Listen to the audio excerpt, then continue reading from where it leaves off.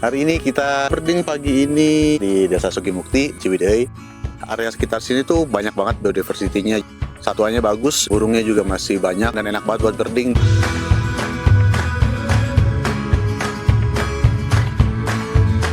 Ada beberapa potensi yang tadi kita lihat tapi kita belum sempat dapat gitu. Jadi kayak misalkan ada cekakak Jawa juga.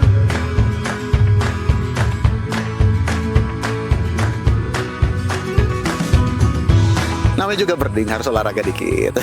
Apalagi pemandangannya juga enak. Obat buat hobi, buat mata juga, udaranya bagus, peserta juga happy.